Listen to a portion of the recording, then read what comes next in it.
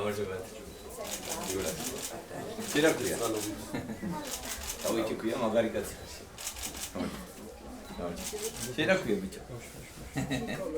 მაგარი კაცი. დაუნავხადები. მადლობა ბიჭო. მიყურს მანქანები. ეში. Cheers. Asari batoner başa. Agora. Essa videosu ramosat.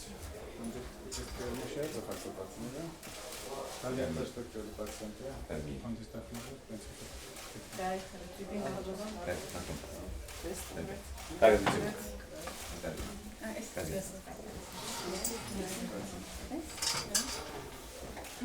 Deja agora.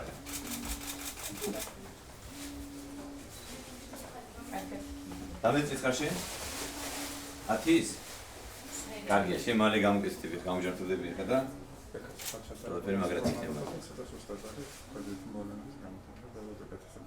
კი, კარგად იქნება. და წამოხდება ფერზე. ისე დაიწყებს სერვერზე ფურცის თამაშს. და დაგვიწყდეს. გიყვარს ფეხბურთი? ფურცის თამაში პოსტალიან.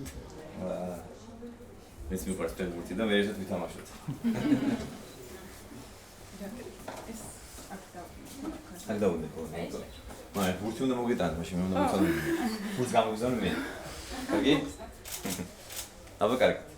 კარგად იყო. ირაკი ქვია? ვა! ჩემ ერთ ირაკი ხარ შენც. მაგარი ხარ. დამეწეს. ბიჭი ხარ უკვე. დავაჭო. როგორ ახ? საჩუქს განაცნობენ ბატონო. აა. აზერები ჩაქს. დიდი მადლობა. ეს ვისი ნამუშევარია? ძალიან დიდი მადლობა. დიდი მადლობა. ნახევარ დამაზი ნამუშევარი მოგანახე. დიდი მადლობა. დიდი მადლობა.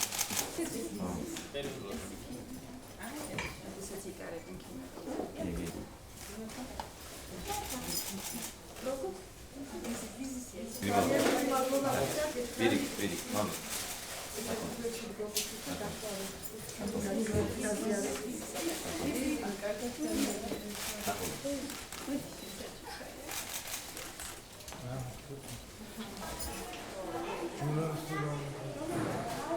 პირველ რიგში მე მინდა გითხრათ, რომ ჩვენი ინიციატივით შექმნილი სოლიდარობის ფონდი ძალიან წარმატებულად მუშაობს.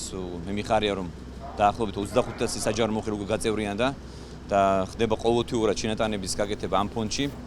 ზოგადად მე ფონდის იდეაზე დიდხანს ვფიქრობდი და მე მინდა გითხრათ, რომ ძალიან ვხელავდი და ძალიან ნერვიულობდი განვისტიდი იმ ფაქტს, რომ სახელმწიფო ვერ ეხმარებოდა ყველა ადამიანს, ყველა გაჭირვებულ ადამიანს და ყველა მძიმესენი დაავადებულ ბავშვებს და სწორედ აქედან გაჩნდა ეს იდეა, რომ შეგვექმნა სოლიდარობის ფონდი. ვიმაჩნია, რომ სოლიდარობის ფონდი უბრალოდ გაერთიანებს ჩვენ საზოგადოებას და ჩვენ ყველანი ერთად გავერთიანდებთ მძიმე სენის წინააღმდეგ, რომელსაც ქვია ონკოლოგიური დაავადებები. ჩვენ დღეს მოვინახულეთ ბავშვები, რომლებიც არიან 18 წლამდე ასაკის. ჩვენ შევძელით ფონდმა შეძლო, ასე ვთქვათ, მათი დაფინანსება.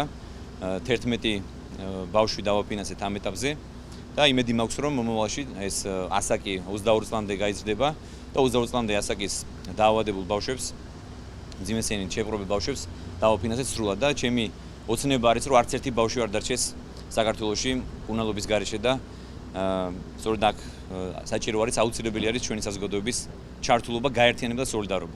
ასე რომ კიდევ ერთხელ მინდა მოგიწოდოთ ყველას, რომ გახდით თანამონაწილე ამ ძალიან დიდი სიკეთის და გააკეთეთ თქვენი შენატანი მინიმუმ 1 ლარი, გაწევრიანდით სოლიდარობის ფონდში და გადაარჩინეთ ამ ახალგაზრდა ბავშვების სიცოცხლე.